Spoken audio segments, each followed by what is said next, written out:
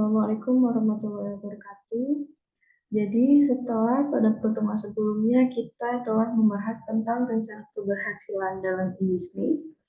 Untuk pertemuan kali ini kita akan membahas mengenai strategi dalam bisnis. Sebelumnya, apa sih strategi itu? Apa pengertian dari strategi? Kenapa dalam berbisnis itu perlu adanya strategi? Jadi, strategi merupakan pola tindakan yang dilakukan untuk mewujudkan visi suatu organisasi melalui misi yang telah dibentuk. Jadi, strategi juga merupakan suatu sasaran untuk mencapai tujuan akhir. Itu adalah pengertian dari strategi. Lalu, apa itu strategi bisnis? Jadi, strategi bisnis merupakan tindakan yang dilakukan atas dasar pengambilan keputusan oleh perusahaan. Ini adalah perusahaan bisnis ya, untuk mencapai target dan juga tujuan bisnisnya. Oke.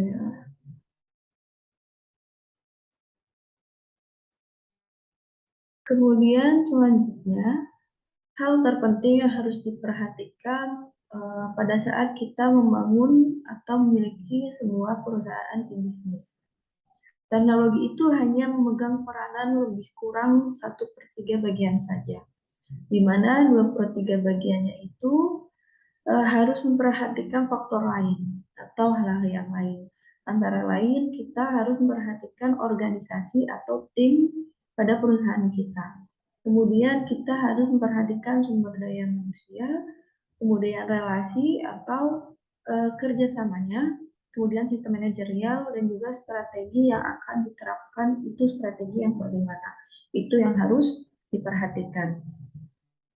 Kemudian untuk e-bisnis itu sendiri bukan sekedar penerapan teknologi informasi saja dalam sistem bisnis, dalam sistem tradisional, tapi juga harus mengikuti perubahan yang berjalan bersamaan. Jadi kita itu harus mengikuti perkembangan zaman ya, apalagi sekarang perkembangan teknologi informasi itu sangat pesat dari tahun ke tahun. Jadi kita harus memperhatikan atau mengikuti perkembangan tersebut agar bisnis kita itu bisa berjalan dengan lancar atau bisa bertahan dan juga banyak diminati oleh konsumen atau relasi perusahaan yang lainnya. Kemudian di sini ada cara menggali strategi, di mana dalam menggali strategi itu ada dua faktor, faktor internal dan juga faktor eksternal. Faktor internal di sini ada kekuatan atau disebut juga dengan strength, dilambangkan dengan S, dan juga ada kelemahan atau disebut dengan weakness, dilambangkan dengan W. Sementara untuk faktor eksternal itu sendiri ada peluang atau opportunities, dilambangkan dengan O, kemudian ada ancaman atau threats, dilambangkan dengan T. Di mana cara menggali strategi ini bisa dengan menggabungkan dari faktor internal dan juga eksternal. Di sini yang pertama, faktor internal kekuatan bisa digabungkan dengan faktor eksternal peluang, yaitu strategi SO yang memanfaatkan kekuatan untuk meraih peluang. Kemudian ada juga kelemahan atau weakness bisa digabungkan dengan peluang atau opportunities, di mana strategi ini digunakan untuk mengambil kesempatan dalam menutup kelemahan. Itu adalah faktor internal W dan juga digabungkan dengan faktor eksternal O. Kemudian ada kekuatan digabungkan dengan ancaman. Antara lain digunakan untuk menggunakan kekuatan dalam menghindari suatu ancaman. Kemudian ada kelemahan yang digabungkan dengan faktor ancaman, yaitu digunakan untuk memperkecil kelemahan dan juga menghindari ancaman dari bisnis. Ini adalah cara menggali strategi pada bisnis. Untuk selanjutnya di sini ada perilaku konsumen. Jadi ada beberapa perilaku konsumen yang harus kita pahami, apalagi kalau kita memiliki bisnis. yaitu keingintahuan terhadap perkembangan atau tren baru. Jadi konsumen itu memang sangat konsumtif ya terhadap perkembangan dari tren-tren ke depannya gitu. Pasti kebanyakan konsumen itu mengikuti tren-tren baru dari tahun ke tahun. Jadi untuk um, dalam kita membuka suatu bisnis, kita harus tahu atau kita harus mengembangkan produk agar konsumen tetap setia terhadap produk kita. Kemudian ada keinginan untuk melakukan perbandingan. Pastinya konsumen melakukan perbandingan baik kualitas maupun harga dari produk yang kita jual, contohnya gitu. Kemudian keinginan untuk meneliti.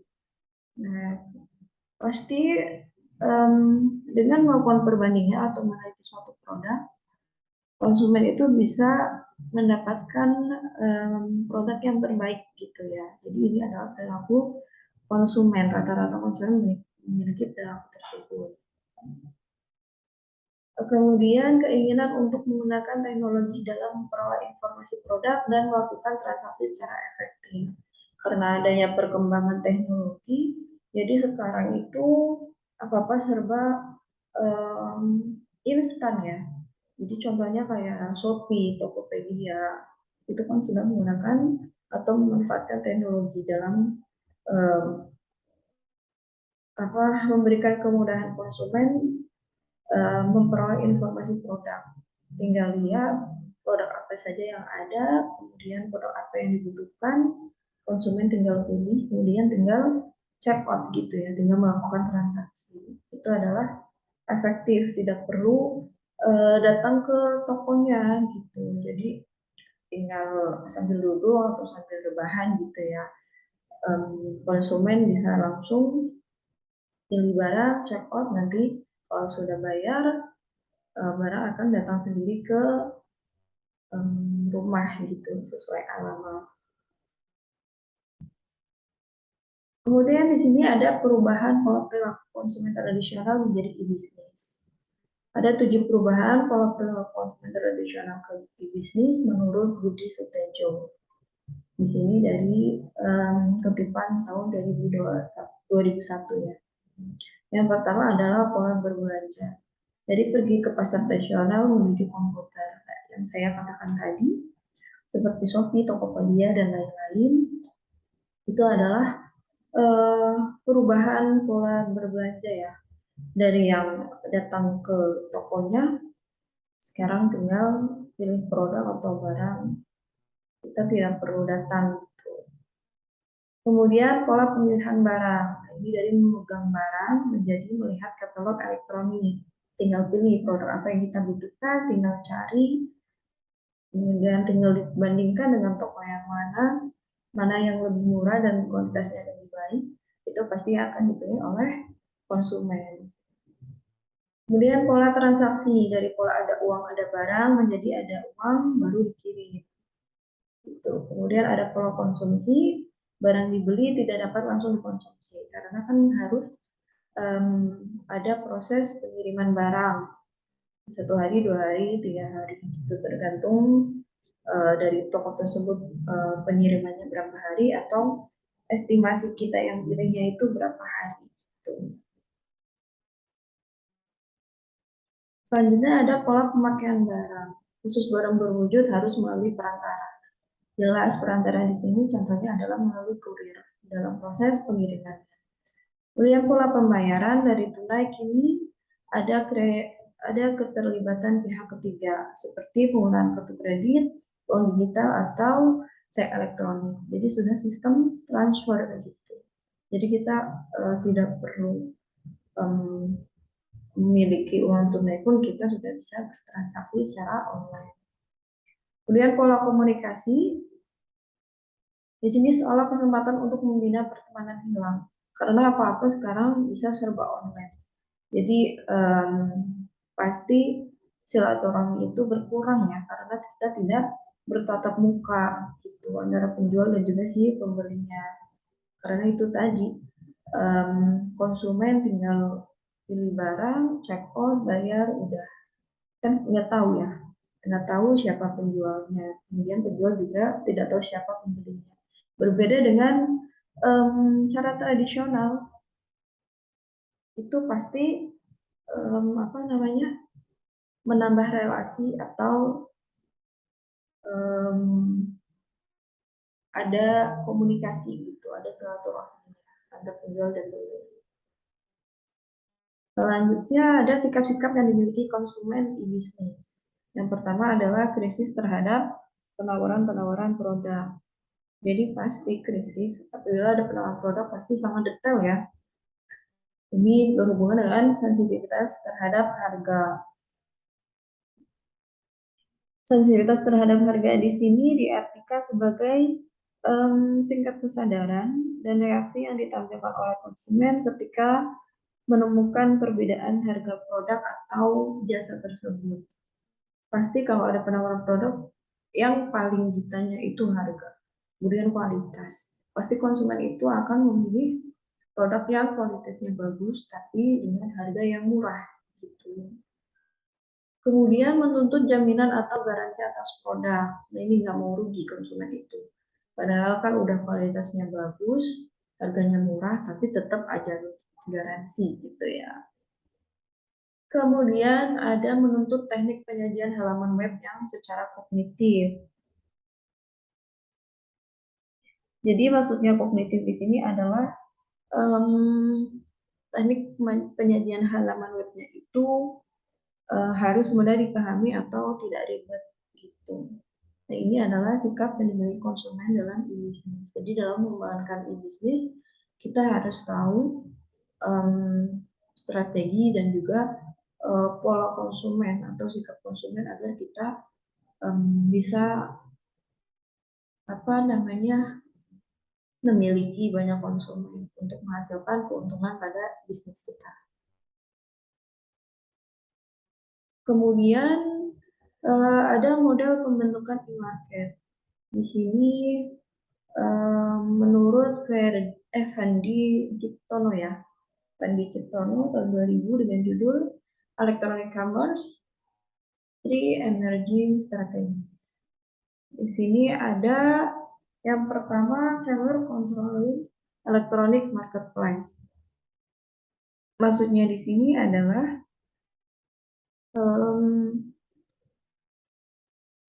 pasar elektronik ini dibentuk oleh penjual atau vendor tunggal yang mencari banyak pembeli. Gitu. Jadi pembentukan pasar elektronik ini dibentuk oleh penjual tunggal yang mencari banyak pembeli. Tujuannya yaitu untuk menciptakan atau mempertahankan nilai dan juga kekuatan pasar dalam setiap transaksi. Contoh dari sell control electronic marketplace ini yaitu contohnya adalah situs Cisco. Situs Cisco sistemnya itu dirancang khusus agar memudahkan pelanggan dan juga calon pelanggan dalam mendapatkan informasi mengenai suatu produk, harga, dan juga status pemesanan maupun pengirimannya. Selanjutnya yang kedua ada buyer control electronic marketplace. Maksudnya di sini adalah pasar elektronik itu dibentuk oleh satu atau lebih pembeli dengan tujuan untuk mengalihkan kekuatan dan nilai dalam pasar kepada pihak pembeli. Contohnya yaitu Jepang Airlines merupakan pembelian dengan jumlah besar untuk apa namanya inflate customable ya, inflate customable item, yaitu barang habis pakai dalam penerbangan. Contohnya yaitu seperti tas plastik untuk sampah dan juga cangkir sekali pakai. Jadi sistemnya itu memasang pengumuman online untuk mendapatkan pemasok yang paling tepat. Gitu. Ini adalah buyer control electronic marketplace. Yang ketiga ada neural electronic marketplace. Maksudnya adalah pasar elektronik itu dibentuk oleh perantara pihak ketiga Tujuannya itu untuk mempertemukan antara penjual dengan banyak pembeli. Contohnya yaitu apa namanya, Fastpack ya, di mana perusahaan ini membantu transaksi penjualan komponen elektronik yang stoknya itu melebihi atau berlebihan gitu. Jadi Fastpack ini menerima pemberitahuan adanya stok dari produsen, kemudian mempertemukan produsen tersebut. Ini adalah strategi bisnis menurut Fandi Cipto. Di sini ada pembuatan keputusan konsumen e-bisnis secara perorangan. Kita proses pembuatan keputusan itu harus memperhatikan beberapa hal. Yang pertama ada karakteristik personal, ada karakteristik lingkungan, kemudian harus memperhatikan keputusan dalam membeli, kemudian harus memperhatikan sistem kontrol pemasok, dan juga kita harus bisa sistem stimulasi. Ini ada pemasaran dan juga faktor bidang ekonomi, teknologi, politik, budaya.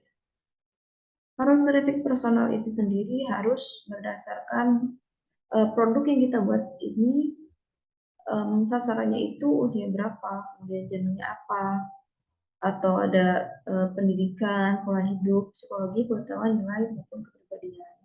Kemudian karakteristik lingkungan, apakah lingkungan sosial atau komunitas ataupun keluarga.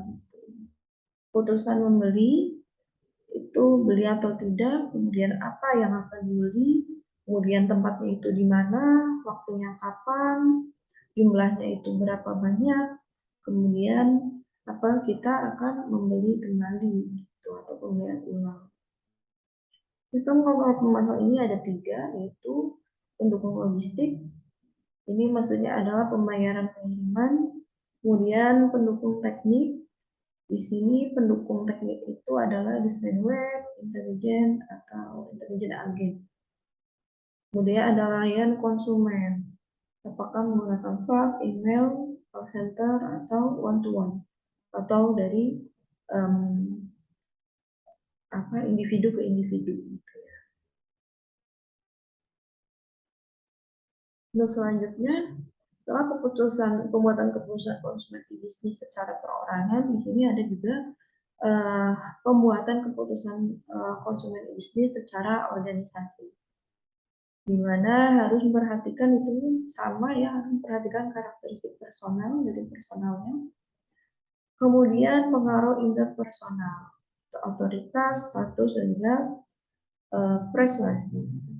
Pengaruh organisasi, di sini ada kebijakan dan prosedur, struktur organisasi, sentralisasi atau desentralisasi. Kemudian keputusan membeli juga sama dengan yang perorangan. Sistem kontrolnya juga sama ya. Dan juga untuk stimulasi juga sama dengan yang perorangan tadi. Bedanya hanya pada pengaruh interpersonal dan juga pengaruh organisasi.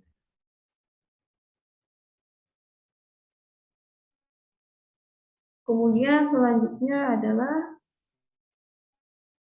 strategi untuk menghadapi kompetisi. Di sini ada 8 strategi. Yang pertama ada cost leadership strategi, yang kedua ada differentiation strategi, kemudian fokus strategi, growth strategi, alliance strategi, innovation, internal efisiensi, kemudian customer. Untuk cost leadership sendiri, di sini merupakan pemanfaatan teknologi informasi ya.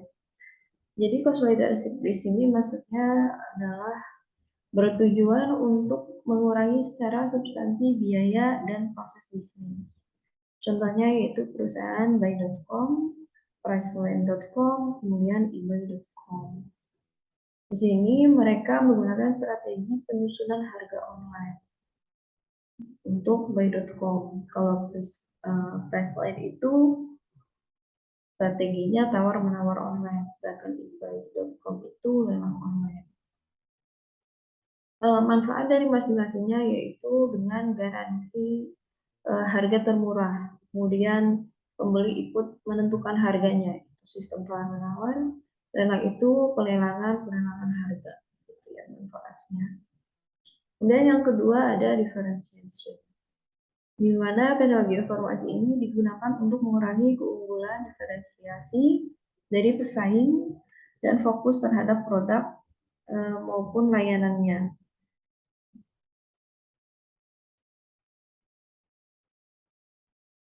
Di sini contoh perusahaan ada Avnet, Marshall, di mana strateginya yaitu konsumen atau pemasok ke e-commerce, manfaatnya yaitu meningkatkan pangsa pasar. Kemudian ada perusahaan Loss Operating Value, strateginya yaitu rancangan konsumen online, manfaatnya untuk meningkatkan pangsa pasar. Kemudian ada perusahaan Consolidated Freight, yaitu jalur pengiriman online. Tujuannya adalah meningkatkan masa pasar. Selanjutnya ada Ground. Di sini pemanfaatan teknologi informasi untuk mengelola ekspansi bisnis regional dan juga global. Contoh perusahaan yang pertama ada Citycom, strateginya yaitu internet global dengan manfaatnya yaitu meningkatkan dalam pasar global, meningkatkan pasar global. Kemudian ada Walmart, strateginya yaitu order merchandise lewat jaringan satelit global. Itu tujuannya adalah untuk memimpin pasar itu agar paling unggul dalam pemasaran. Kemudian ada Toys, yaitu menentukan jalur persediaan pos sama untuk manfaatnya, yaitu pemimpin pasar atau unggul dalam pemasaran. Selanjutnya ada Allianz, di mana teknologi informasi digunakan untuk membuat organisasi virtual dari rekan kerja bisnis dan mendukung strategi relasi bisnis. Contoh perusahaan ada Walmart atau apa namanya Procter dan Gamble. Di sini strateginya yaitu dengan penambahan persediaan secara otomatis oleh pemasok. Manfaatnya yaitu pengurangan biaya atau peningkatan penjualan.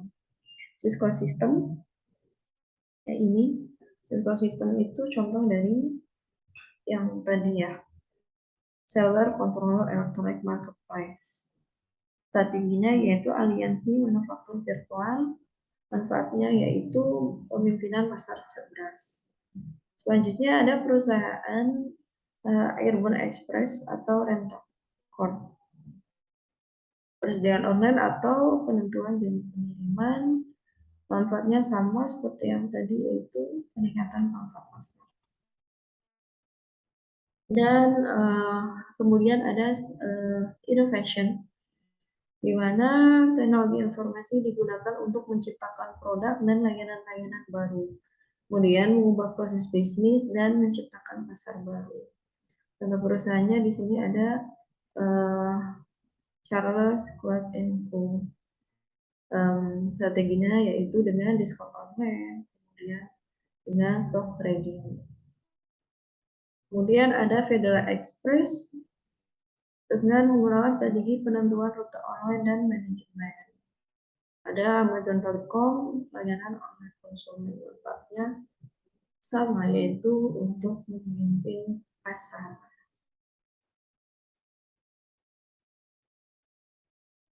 Kemudian ada model pembangunan relasi bisnis. Jadi menjalankan sebuah bisnis itu memang banyak hal yang harus diperhatikan. Salah satunya yaitu membangun relasi atau hubungan baik dengan pembeli gitu ya. Jadi berdasarkan survei Jika mampu membangun relasi dengan pembeli, pastinya bisnis akan semakin kuat dan juga pastinya akan banyak pembeli yang membeli produk kita. Kemudian relasi tinggi itu akan membangun kepercayaan pelanggan dalam membeli produk kita. Jadi untuk membangun atau membuat relasi dalam e-bisnis yang perlu diperhatikan yaitu hal-hal ini ya. Yang pertama ada media baru dipilih untuk layanan terbaik. Kemudian konsumen menerima ekspos pemasaran. Konsumen menentukan media pemasaran untuk menanggapi. Konsumen membuat keputusan membeli. Kemudian ada detail transaksi, update database, menentukan segmentasi, dan yang keempat ada 4P, yaitu produk, harga, tempat promosi, diperbarui keunikannya untuk konsumen. Ini adalah cara agar bisnis kita itu membangun relasi dengan konsumen. Kemudian selanjutnya ada strategi memperkenalkan situs. Di mana cara promosi itu bisa dilakukan dengan dua cara, yaitu dengan cara online dan juga offline.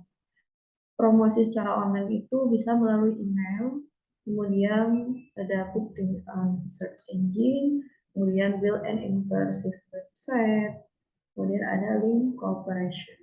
Sedangkan untuk offline itu bisa melalui tabloid atau magazine, kemudian ada juga melalui jurnal, newspaper atau billboard. Selanjutnya, bagaimana cara memperkenalkan situs secara online.